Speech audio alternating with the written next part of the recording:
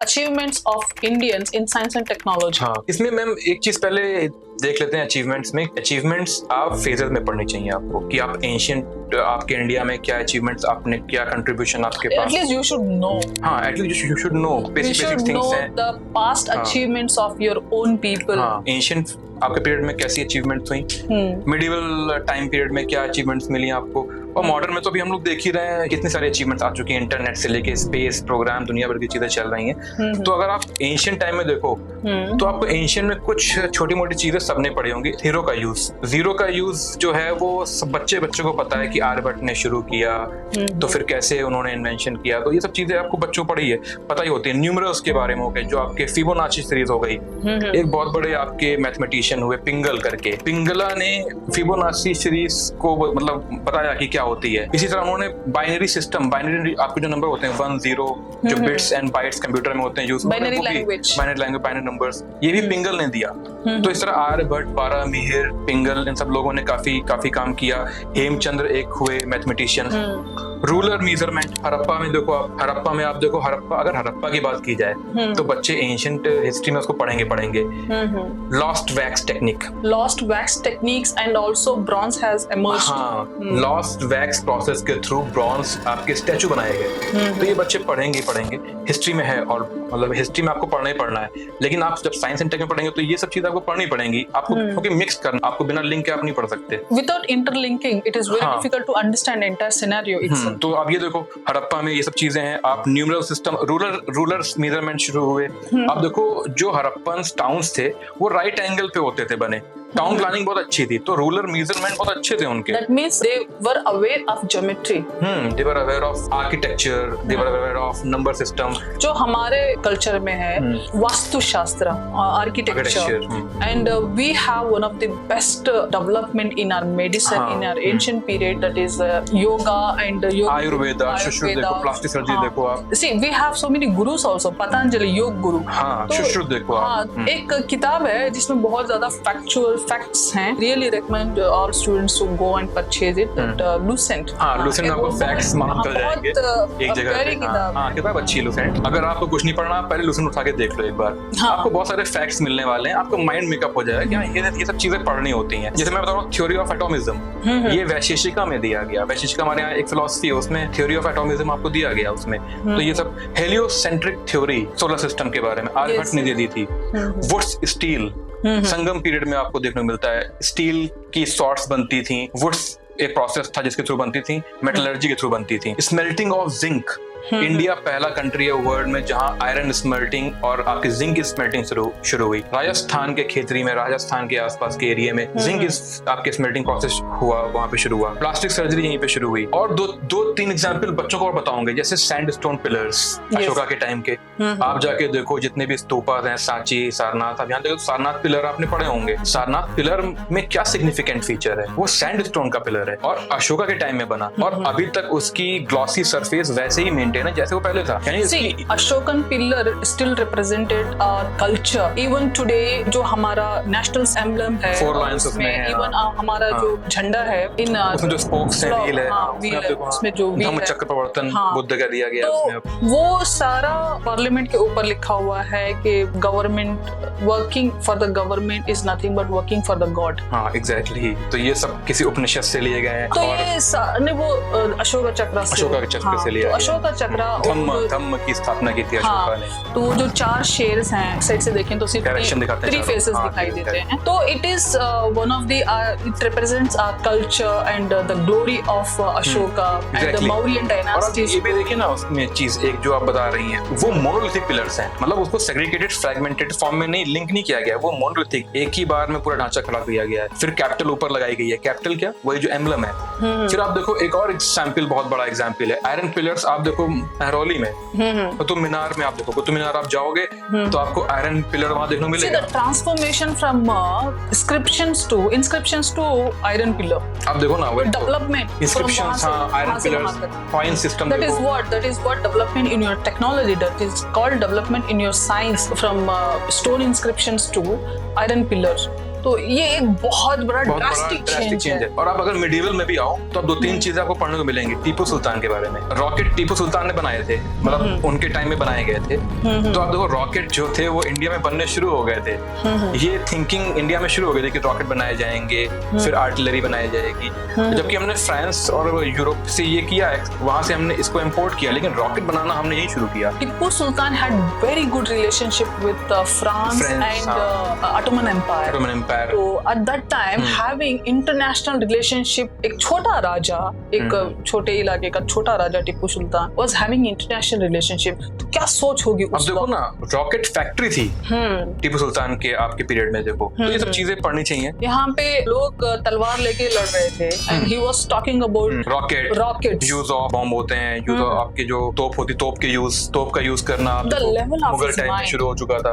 तो ये सब साइंटिफिक अचीवमेंट्स ही तुम्हें आपको पढ़नी है। तो आपसे पूछ सकता है यूपीएससी एंशिएंट पीरियड में, मिडिवल पीरियड में, मॉडर्न में तो पूछेगा ही पूछेगा, एंशिएंट और मिडिवल में पूछ सकता है कि क्या एंड जो करंट में हो रहा है in recent past, what we are facing, what we're seeing, the development of so many technologies and nano to like higher nano to biotech, nano to biotech and artificial intelligence ही है, और higher machines जो है, the big tools and machines which is actually help in your big industries, ये सारा जो developments है, automation कह सकते हो आप, robotics कह सकते हो, बहुत huge drastic change है, development काफी ज्यादा। आप देखो automation के थ्रू कितने सारी factories, workers खत्म हो गए हैं। तो let's see, we should have knowledge about glass, water softeners, water purification and disinfections and microwave oven etc. जो माइक्रोवेव पढ़ना चाहिए, एक लेटेस्ट आपके एक है जो achievements of Indians in science and technology we have talked about, and इसमें ancient और medieval देखे,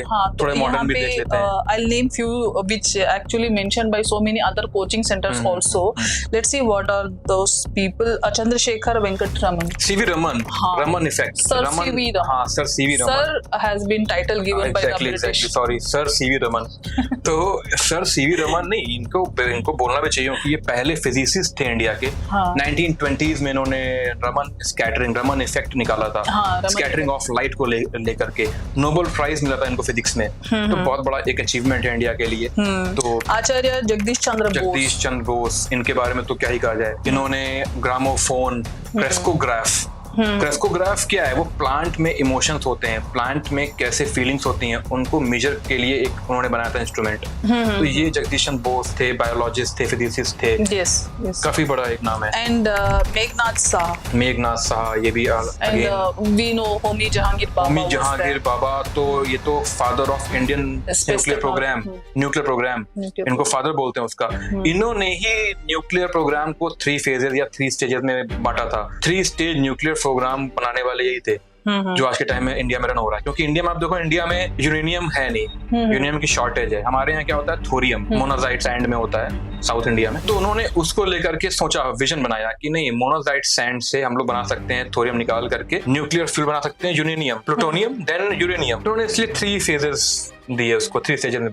एंड सुब्रमण्यम चंद्रशेखर लिमिट इन्होंने दिया, जो कि स्पेस में काम आती है, ब्लैक होल होते हैं उनमें काम आती है, कोई भी स्टार कब एंड होना है उसकी लिमिट क्या होती है, तो वही चंद्रशेखर लिमिट उन्होंने बात करी। We have very famous name APJ Abdul Kalam. जैसे हम लोग होमी जहांगीर बाबा की बात करी, वैसे एपीजे अब्दुल कलाम सर हैं, उनका भी एक अलग ही नाम है। उन्होंने न्यूक्लियर प्रोग्राम को आगे बढ़ाया, न्यूक्लियर वॉरहेड्स बनाए। आज के टाइम में जो इंटीग्रेटेड मिसाइल प्रोग्राम है, जो आपके 5 मिसाइलें हैं, बड़ी बड़ी अग्नि, पृथ्वी, त्रिशूल, आकाश, नाग, इनको बनाने वाले, इनका विजन देने वाले थे आपके डॉक्टर एपीजे अब्दुल कलाम। स्माइलिंग बुद्धा मिशन 1998 में, 1999 में जो हमारा न्यूक्लियर पोखरण टेस्ट हुआ, ये देने वाले यही थे। तो इसलिए there was one web series on this Pokhran करके, शायद है पोखरण करके मूवी है, and there is web series this thing जिसमें APJ Abdul Kalam and Homi Jehangir Bhabha and Vikram Sarabhai के बारे में, मिसाइल टेक्नोलॉजी में एपीजे अब्दुल कलाम ने हमें सेल्फ रिलायंस किया है।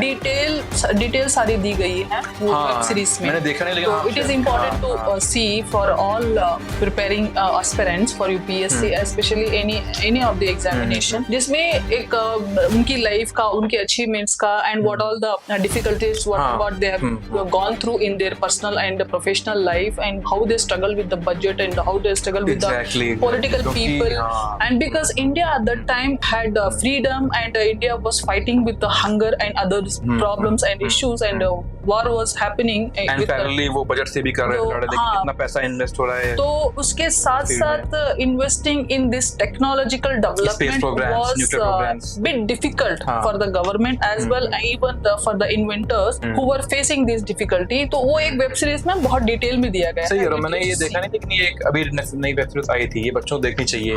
जैसे आपने अभी एक नाम लिया विक्रम साराभाई, जैसे होमी जहांगीर बाबा हैं, डॉक्टर एपीजे अब्दुल कलाम, वैसे विक्रम साराभाई इन्हें फादर ऑफ स्पेस प्रोग्राम बोलते हैं, father of Indian space program. इन्होंने इंडियन स्पेस प्रोग्राम शुरू किया, इन्होंने इसरो को जो एक आपकी थिंकिंग थी वो शुरू की, इसरो बना, उसके बाद nuclear energy fast breeder test आपके रिएक्टर जो होते हैं ये भी सब इनके टाइम में बने, तो एक काफी बड़ा नाम है ये भी एक। और एक मोक्षगंधम विश्वेश्वरैया एक्चुअली ये भी सर विश्वेश्वरैया कहलाते हैं क्योंकि ये इंग्लिश पीरियड में थे। He was a Diwan of Mysore Maharaja and Diwan means a minister of Mysore Maharaja and also an engineer and who actually civil engineer थे। हाँ, सिविल इंजीनियर थे। और मैसूर के महाराजा ने जो KRS कृष्णराज सागर जो डैम बनाया, entire dam was his plan and he worked on it and for the first time he brought the technology of rescuing a flood जिसमें automatic gated facility and it was the first invention by him and entire world